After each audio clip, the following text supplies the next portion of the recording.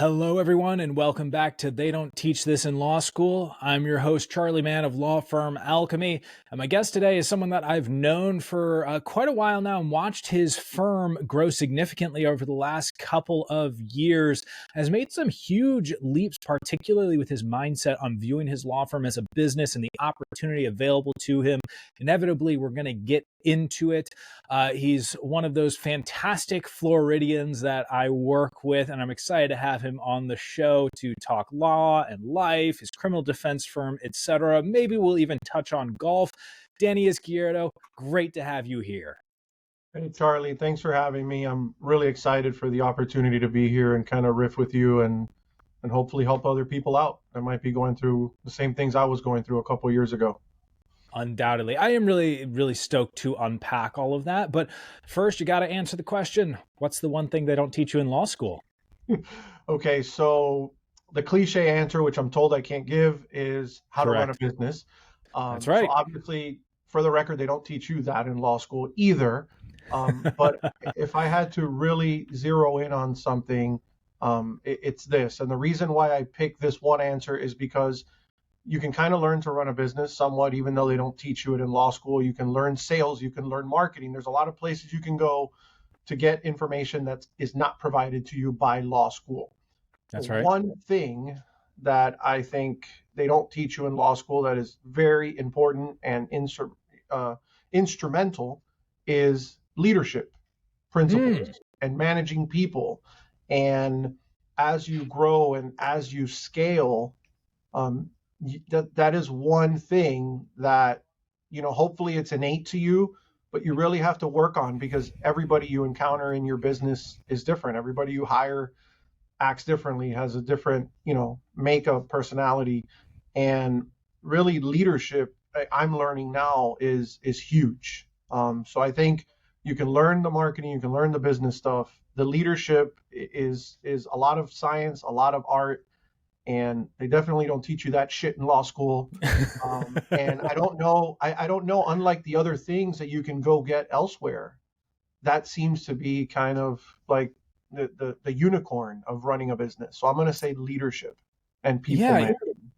It's interesting because obviously leadership is one of those things that you don't get practice reps on it very easily. You don't get to practice rep your leadership until you're actually leading people. Like marketing, you can go on social media and figure out what draws attention. You can test out a close with a client, and you're going to get another phone call. But with leadership, you have this one thing that you might do that could have a magnification, like a one discussion with an individual in your firm that could have a massive magnification of what you're trying to do. And you mentioned that that's something that you're working on, a skill set that you're building. So I'm curious, in the world of leadership, what's been one of the biggest changes for you recently? I think it's here's another cliche, right? You gain control by letting go a little bit. And I think my biggest leap has been trying to empower people in our firm to really take the reins on things, and not feel as though, I hate the word micromanage, but not feel as though you have to be involved and readily available to answer every little question. I think I've grown the most in the leadership realm by just trusting people, empowering them, giving them a foundation, and then letting them go create. And it's been nice. It's been really nice. I find that people tend to work better that way. You still got to be around. You still have to have the foundation in place. But I think empowering people and letting them go and trusting that it'll be okay has been a huge kind of eye opener for me. And then also just learning how to manage personalities, create culture within the office.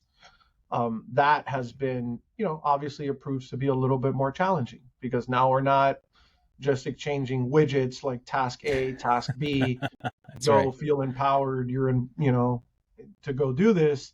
Now it's almost like a daily thing, right? And how do we protect our culture? How do we ensure that we work we all work well together, and then everybody as an individual can be comfortable and happy in a place where they can thrive. So you talk about being able to trust people to do the work for you, to assign them the work, and that it's working out for you. What do you think was holding you back previously? Man, I don't think we have enough time. Uh, I think it comes down to it. It's a little bit of everything, right? It's a natural lack of trust as a Mm. business owner, entrepreneur, when you first start growing, that now you can't do everything.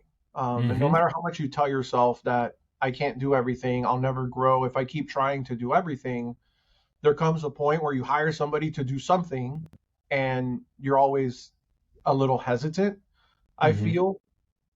And I guess big picture lesson for anybody who's listening, I think it's just lack of systems. Lack of systems brings on lack of clarity, which then makes you, the business owner, that much more important and instrumental to that one task. Mm. Um, so I think to the extent that you can create systems and processes ahead of time, so now that person could be educated on what you need, empowered to go create it, and also you have the ability to tell them, go look here. Um, that might have, made my learning curve a lot less arduous, I feel.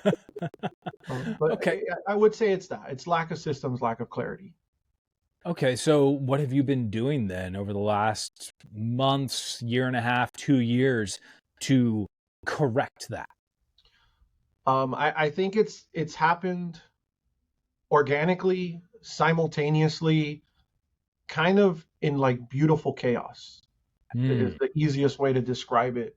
Because of the growth we experienced over the last 18 to 24 months or so, um, Mm. we've had to hire more, we've had to do more, right? Handle more cases, etc.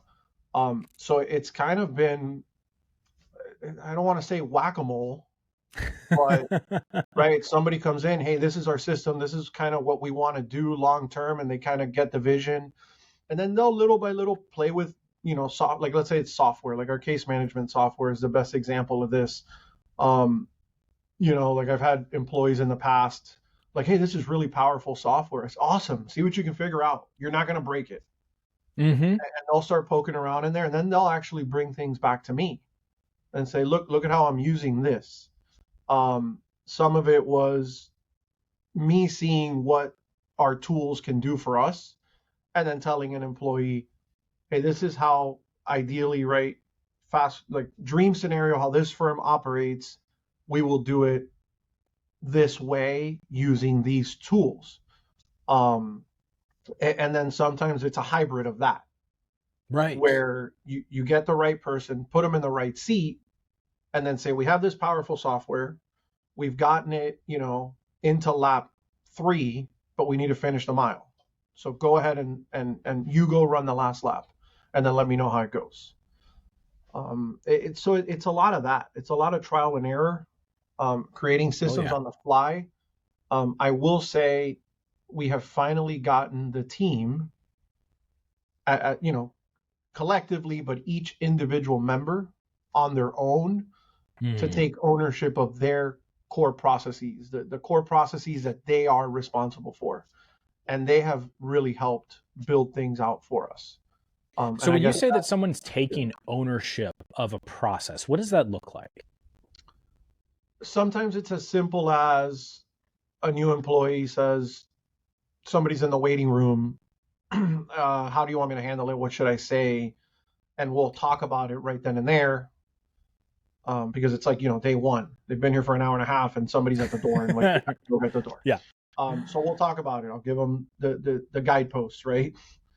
And and then afterwards, I'll say, hey, why don't you type it up? Why don't you write a procedure? We have a Notion site, where everybody kind of has access, and we can go in there and tweak things and link to other things. So it might be as simple as that. It might be Hmm. as simple as something came up. It's a golden opportunity, something that should be documented. Go do it. And then other times it's, actually tagging somebody on the team like right person, right seat kind of thing, where you're going to create an entire billing system. You're going to take what we have, you're going to take what you do right now, but we're actually going to, quantify it, spell it out. This is how we do it. And then so I guess it's twofold, right? Sometimes it's by the seat of your pants, like, oh, what an opportunity. Other times it's a little more methodical, right? Like the client onboarding process, like you'd be amazed, right? It sounds very rudimentary and unnecessary. Yeah. The reality is, and you would have talked to me 3, 4, 5 years ago, I would have said, well, great, like we're not that big. I don't have time to do that. I don't need to do that. The reality is, yes, everybody on the existing team knows how to onboard a client and knows how to open a file and how to do everything that needs to be done. But what happens 2, 3, 5 years from now when somebody's not here or somebody's on vacation, or right? And I think that's been the biggest leadership leap, to toot my own horn, because it's not just getting the people to perform at their best. I think it's also, like me personally, how do I lead this thing and how do I move it into the future to make it the best version of itself? Yeah. And I mean, look, you're exactly right that when it comes to the systems area, it is that shift of, hey, this is not just for what we have in place today. This is also about how we're able to grow tomorrow. And you mentioned that you've experienced some significant growth over the last 18 to 24 months. So I'd be interested in walking through that a little bit and what changed as a firm and what changed for Danny that spurred that growth. So take me back to that a couple of years ago, and what did you start doing different? I think first and foremost, I started thinking about myself and the firm just differently, right? I got to the point where every year we would grow 5%, 10%. And it's like, oh, cool. Like we were a little better than last year. We were a little better than last year. And I kind of just got to the point where I felt, okay, so there's certain months where our attorney referrals are just humming. And there's other months where we'll maybe pick off a few from organic search online. And right. And I was like, we need to do more little things consistently in order to kind of raise the mean of each of those things. Right. I didn't want to deal with like those waves anymore where, on a good month, we'd get 5 attorney referrals, but only 1 online case. I was like, well, how do we do, what can we do? How do we get it to 5, 5, 5, 10, 10, 10, right? Whatever the case might be. And it's not a perfect science. So if you're listening for like the magic pill, like it'll never come out perfectly, 33%, 33, 33, right? You've made a lot of people very upset by demystifying that, Danny. But I think it was just taking small steps, right? Just minor actions, right? Like bring in a marketing director to give the marketing consistency, right? And what do I mean? Just at its core, we're posting every day on social. We're making sure that the website is constantly updated and refreshed with new content. And it's scary, right? Because you're sitting there, you're like, I'm really good at marketing when I have the time to do it, and I actually do it. Right. But inevitably then cases come, and then Danny, the marketer, is no more. And now Danny's the lawyer. And then things kind of like slow down a little bit. Then Danny goes to be a networker, and then Danny becomes a marketer, and then Danny becomes a lawyer. And then, so I think the first step was just, let's get a marketing person in here. And now we actually have 2 marketers in-house. So we have a marketing director and we have a marketing assistant, and their strengths kind of feed off of each other, right? But the goal was, we have to post every day. We have to write new content. We need to find opportunities in the community. We need to do our print newsletter. And when you look around the marketplace, it's scary, right? Because you think to yourself, like, I'm really good when I have the time to do it, but I don't have the time to do it. And how am I ever going to get to the point where I'm like so-and-so, where I'm posting as often as, Sally and Bob down the street from me. Right. And I think the biggest mindset shift for me now, looking back at that time before I made the moves that we did, I had the limiting belief of how the hell am I ever going to keep up? How can I post enough content? How can I do everything? And now you look back and it's like, oh, wow, it just happened. And it was just because of like one small step to make sure that the ball you can push it forward every day. And eventually it compounds, right? It builds onto itself. So that was, one thing in marketing. When it came to just, quoting fees, sales, obviously we were more bullish. We had been in practice for a while. We had gotten good results for our clients. We started raising our fees without the fear that we would lose that case. Right? Maybe we had to get creative with a payment plan. Maybe we had to do something funky because obviously in criminal defense, it's flat fee. You want to get most of your money up front or within the first couple of months.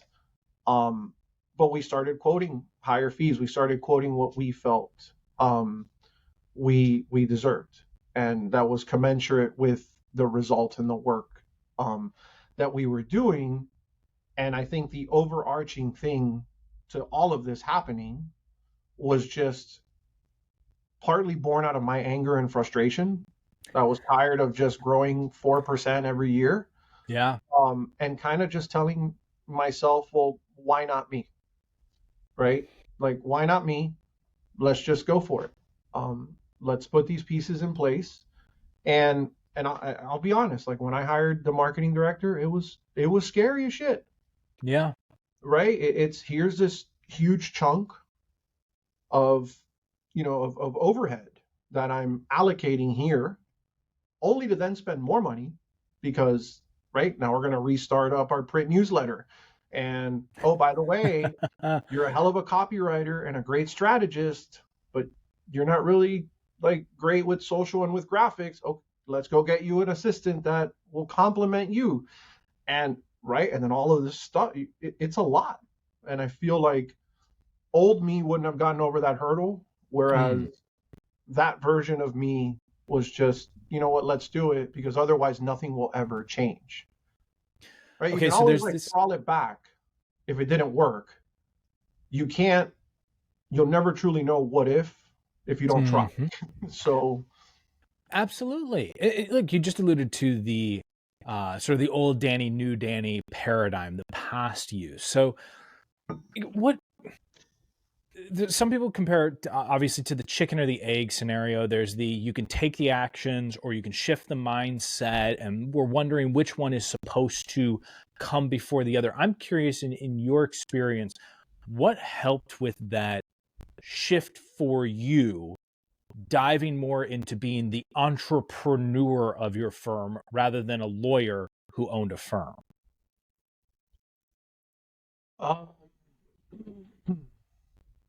Chicken or egg? I think for me, they kind of hatched at the same time. To continue your pukey pun cliche here.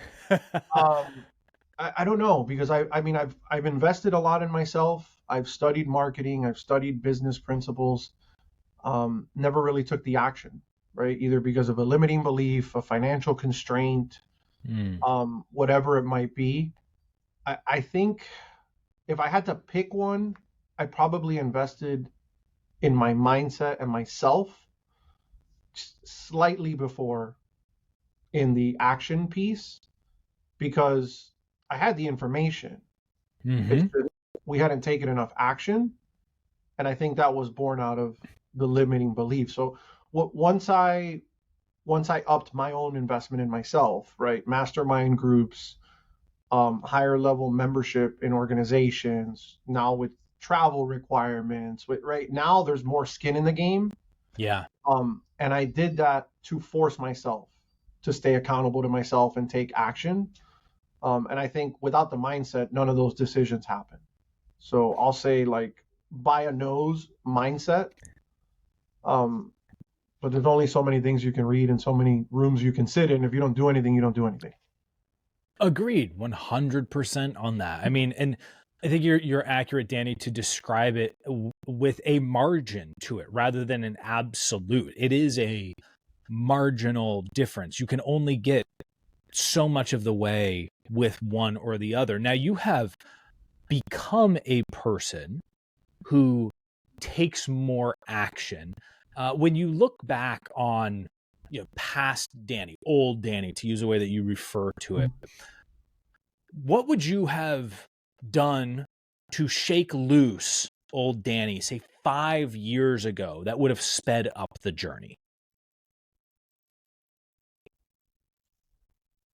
Probably stop dwelling on a lot of things that are beyond your control to begin with, Mm, and kind of using that as an excuse or a crutch. I think that was my biggest thing, right? Any move that I would make, if it didn't seem to work, I would get really down on myself. Um, Personal issues that I may have let affect me more so mm, than I should have. A lot of that, right? And kind of then self-sabotaging in a way, but kind of more like self-talk to fulfill the prophecy in my own mind of, well, I don't really want that, right? I just want like a high yeah, profit, like slow and steady.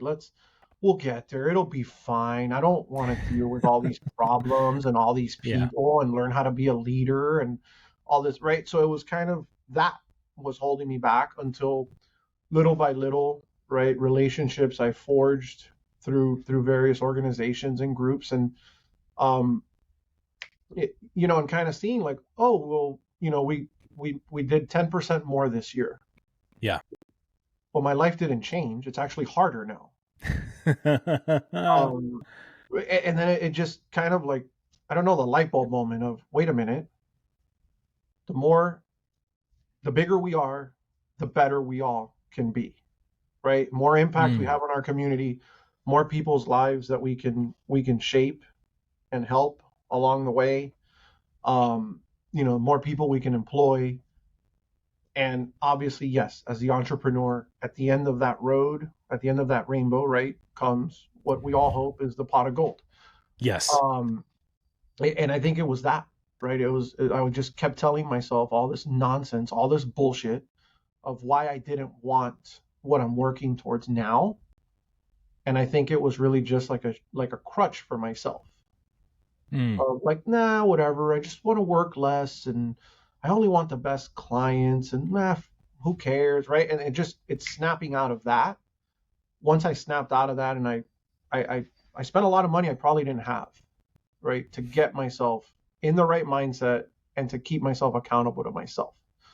And then from there, everything happened, and I think we talked about this last year a bunch, where I was like, man, like our monthly payroll is higher than what we used to gross in a month. And it all happened. I mean, it happened in like a 6 to 12 month run, and, yeah, it's nuts and it's scary. And I have no shame in saying that it still scares the shit out of me to this day. yeah. Um, but I think that's the reality of being a business owner, whether you employ 3 people and you're doing a few 100,000, or you employ 10 people and you're doing over 1 million, or even beyond that. At the end of the day, we all need cash flow, and we all need to make payroll, and we all have certain markers and numbers based on our respective scale. Yeah. And I think that was the biggest thing, right? Now I guess let me go 30,000 foot, Danny, right? Like old Danny, new Danny, and you just like, everybody has the same product. Like, it's all relative, That's right. right? So, and look, and it's scary. Towards the end of last year, we got a new office, brought in an attorney, went after another admin. Mm-hmm. Shortly after that, we got a dedicated intake person. Like, right, it's just like overhead just keeps growing and growing and growing and growing. But and again, and I don't know that I'll ever be completely comfortable, when we double Mm, the employee size and the revenue, because now that's a different problem. right? And what used to make me really excited today will probably make me a little uneasy at that point. And yet you're still yeah. taking consistent leaps of faith, right? Mhm. You're still pushing ahead on all of that. So when you do think about that fear, like what is it that you go, yeah, okay, it's going to be scary, but like what is after that but? But what if I don't do it? Hmm. Right? I love Like that. right now our big scary next move is bringing in an attorney. The reality is, if I was just Danny the lawyer, I'm perfectly fine with my caseload. Mm-hmm. Javi is perfectly fine with his caseload. The reality is, if we're going to move this into the stratosphere, into where we want, to kind of be the most respected go-to law firm that does criminal defense in Miami, Florida, and hopefully beyond, Mm-hmm. Danny needs to stop being a lawyer. Javi needs a little bit off of his plate. So now he can be the badass lawyer that he is and can also then help mentor the 1, 2, 3, 7 lawyers that we have and be able to strategize and score them and keep them accountable. So I kind of look at it as, yeah, it's scary. It's scary to Mm-hmm. bring a lawyer right now in to kind of take my caseload and part of Javi's. And now we're going to have 3 lawyers, 2 of which maybe aren't even at capacity, one Mm-hmm. of which doesn't even practice law on a daily basis. But it's somehow understanding that that is what it takes to get us to another level, Yeah. more so than just stay in the weeds, because that ensures that you may never get there, right? So that's the biggest thing. I think, right, if you transplant old Danny into right now, he would probably tell you, well, we need to do, 35% more volume and revenue before we go looking for a lawyer. Right. Right, in order for it to make sense, quote unquote, and like Mm. justify it and all this bullshit, right, that we tell ourselves. The reality is, if we don't make this move, do we ever get unstuck? Do we ever get out of the current phase of growth that we're in? Yeah. And I think but what if I don't do it is the biggest thing here. I mean, that's just such an important, powerful concept. I hope people heard that whole idea of like, but what if I don't do it? That is huge. And that is such a difference because so many people walk around wondering, what if I do it? Rather Mm-hmm. than what if I don't do it? And it's a really powerful mindset. So with that in mind, you're in the process of searching for another attorney, elevating yourself, these things that like past Danny would go, dude, what are you doing? Are you out of your mind? So as you're doing that, what are you also doing on, say, either the marketing front or the operations front to prepare for this simultaneous growth that you want to experience across the practice? So the operations front, we've talked about it already. It's boring as all hell. It's just it's just making Parts of business should be boring. People want business to be super exciting. Sometimes it's just got to be boring. yeah. So really trying to document our processes.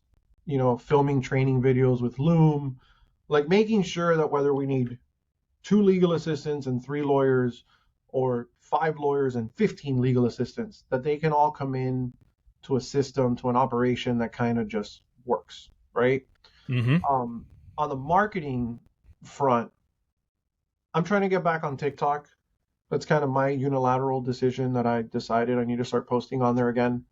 I haven't told the marketing team anything yet. I've just been like, well, I kid. I said, where are the edited videos that are getting posted everywhere else? I may start posting them on TikTok.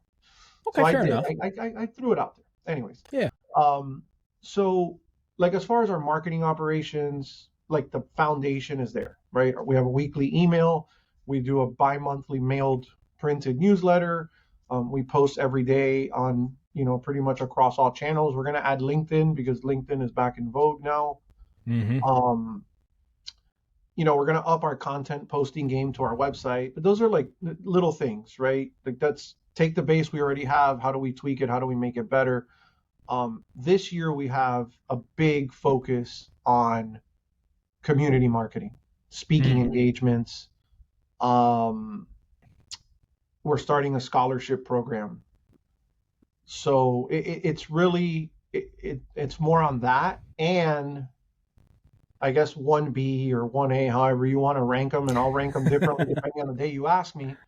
Also networking, right? Finding other attorneys to bring into our group that could then become referral sources, which is more reason why Danny the lawyer needs to stop existing, and we need another attorney here because we want to do a lot of community stuff. We want to kind of accentuate my personality, the fact that I'll talk to anybody, I'll go, address a room, I'll network, I'll grab coffee, I'll have lunch, right? I kind of be more of the face. And that's kind of Judy, our marketing director's big focus this year is, yes, all the stuff we do is for our herd, right? Like the monthly email, the weekly emails, the monthly newsletters, the everyday posting. We may dip our toe into some paid social ads, but it's really like, let's get boots on the ground. Let's go talk to college sports teams. Obviously, Judy and I have a lot of background and connections in that area. So reach out to them, get speaking engagements, try to then get into Greek life, between FIU, and there's some other smaller universities in town. And then with the scholarship, that should get us into the high schools. Judy has, we were driving back from Orlando from a conference, and she's like, I want everybody to think of you. Like, I want you to be the only name that ever comes up. And really, we need to get into the community to do that, right? We need to make an impact, which is something you and I talk about a lot. Which I think that was kind of like, for me, right, the former teacher, baseball coach, journalist, sap of a guy that I am, right? Like, impacting the community is really, really big to me. And I'm hoping with the scholarship program and kind of getting out there more, that we can elevate our marketing department, make it a more well-rounded operation rather than just kind of like the 4 little pillar basics. Hey, but look, having those basics in place makes it so much easier for you to go and do some of this advanced stuff, right? When you launch a scholarship, you're not launching it blindly into like an Instagram post and crossing your fingers. You have a list that you can actually go to. I mean, you've developed assets over time because I have seen you create assets that you own rather than just strictly renting your marketing, which is something that happens with a lot of law firms. You do seem to focus on the ownership of assets. That's funny. And if I just give me 20 seconds, what you just said, go, that you have the foundation there. And then not only is it easier to create, but then it's easier to like spread the word. I remember I hired Judy September of 2021, and I took her to a conference in October of 2021. And I remember sitting at the airport with her at Reagan National in Washington, D.C. And it was like that emoji, like that head exploding emoji, right? Yeah. Because I mean, it wasn't my first conference, it was her first. And right, new job, all this new information. I'm like, yes, I finally have somebody that can help me do all this crap that I've always wanted to do. And it was right. It was all this like, oh, scholarship would be great. And we can go talk to college. But shit, we got to post every day. Like, right. It's just this, like, you're just going in this circle, right? It's like at warp speed. And then a year later, we're at the same conference and things just slowed down, right? Then it was like, all right, what are the 3 things that we really want to focus on? You know what? And I think we maybe didn't do as much as we should have between the end of 22 and 23. And that was more of a business operations legal problem because it required me to be in that side of the business, right? Like the foundation of marketing stayed intact and everything was still happening. It was like that added piece, right? The added focus. Let's start this, let's do a speaking engagement, let's really be intentional about this. I feel that was kind of what was missing. And I don't want to feel like I'm stuck, right? Like I don't want to feel stuck here the same way I was stuck there. Like the only thing that changed is the scale, and now it's really more pressure. So, so that's been the biggest thing I think for us, right? And boring business is awesome business. Yes. Much like boring golf is great golf. I had to get it in. You wanted to get it in, so I got it in there. Just for absolutely. We had to do some type of golf metaphor. It's a legal requirement if you talk to a golfer. But it's true. Like you ever you play with a guy or a gal who's low single digit. I mean, if you can, somebody who plays in college or professionally, and they don't have to be Tiger Woods. They could be a mini tour player. And you'll walk off of you'll finish that round, and you will realize that they probably shot, depending on the course and their day, they have shot somewhere between 65 and 70. And I promise you, one of the first things you're going to say is, that didn't seem like a big deal. Yep. Like that didn't seem all that impressive. Right? And it's just that. It's put it in the ground, try to hit the fairway, try and hit the best shot you can next.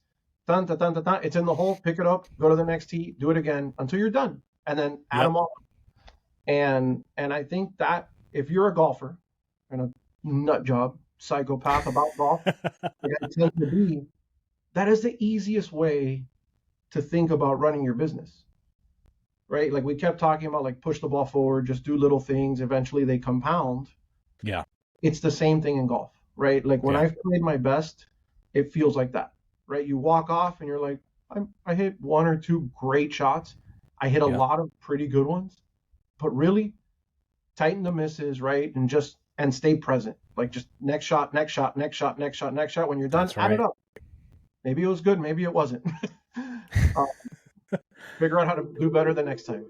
You know, Danny, it's funny. It's remarkable because that's actually the experience that you have as an actor is when you're doing the show right. You just kind of walk off and you go, oh, I guess I spent some time on stage. And then you walk away from it. And that's all that happens. By the way, that happens when you take the bar after doing a million practice questions. I was never great at standardized testing, especially multiple choice. When I was prepping for the bar, I did so many practice questions that you get to the point where you're sleepwalking through it, and you finish, and you have this weird like sinking feeling of, I think I got a 95 or I got a 24. and you just get used to it, and you accept that as normal, and you realize that weird indifference of the unknown actually means you probably did well. It becomes very boring and mechanical. Yeah. So that is part of success. Every person who's great at anything will tell you that is part of it. Is it becomes mechanical, and the hardest part is sticking to your mechanics and trusting yourself. Yeah. Amen. So Danny, if people want to connect with you, what's the best way for them to reach out, to find out what you're doing, pay attention to you, the law firm, etc.? So like we said, we're a criminal defense firm in Miami, Florida. We do represent clients throughout the state. Obviously our bread and butter, our home base is in Miami, Florida for now. Best way to take a look at what we do, check out our free resources and books, is by going to izlegal.com. Z as in zebra, legal.com. Also check us out. I think Instagram or TikTok would be your best bet. The TikTok handle is at izlegal. TikTok handle is at Danny the Lawyer. Nice. All right, Danny, last question for you. Simple three-parter. What are you reading, watching, and listening to these days? If you would have given me a minute, I probably could have predicted that question. Um, all right. So what am I reading? I'm reading Traction Mm. by Gino Wickman. Is it? Yes. Yes. I'm reading Traction. Obviously, the current state of the union here is um, systems, organization, accountability in order to elevate. So, Judy finished it already, by the way. I had a 50-page head start on her after the conference, and she actually finished it like Nice. 3 days later. I'm still Nice. going through it, but fine. So that's what I'm reading. What am I watching right now? Whatever my 6-year-old wants to watch. Fair. Th- Thankfully, he's getting into sports and obviously now football. Mm. So he does want to watch a lot of football. And on the way to school this morning, he asked when baseball starts because he wants to watch baseball. He misses it. Oh, So yeah, I don't watch a lot of TV. I don't get into the binge game. It messes me up. that's Um, good. That's it, it fair. it fucks with my sleep. It starts consuming me, and then it's like the whatever the potato chip. You can't just have one. You can't have just one. Like they always end with these cliffhangers. It sucks. By the way, I don't know who said this, and I don't know where I got this, but they said when you binge a show, stop and start like at the middle. Oh, So yeah. then you're not susceptible to the cliffhanger. Huh. And then you don't end up watching like 4 episodes that you shouldn't have watched in the first place. But anyway, I digress. Listening to, this is going to sound really boring. I'm actually re-listening to Start With Why by Simon Sinek Oh, great. on Audible. So it's kind of what I'm reading, but I'm also reading something. I kind of just throw it on in the car. I love Simon Sinek's style. Mm. I think he's a good writer. I kind of like vibe with his concepts. And I just threw it on, right? It was maybe like a month ago. I was frustrated. I felt a little bit lost, right? Like kind of the overwhelm of ideas and different things. And I said, let me just put this on. Let me just start thinking about like why we do what we do and how we do it, and it's been very helpful, right? I mean, I remember a lot of the stories, um, but still, it's a productive way to kill 10 minutes on a drive or something like that. So Perfect. Well, Danny, I so appreciate you being on the show. Always a joy to talk with you and to see you. So yeah, I appreciate your thoughts, your insight, your wisdom, tips, tricks, etc. here. Thank you very much, Danny. thank you, Charlie. This was fun, man. Thanks for having me. Absolutely. And I'll see you all in the next episode of They Don't Teach This in Law School.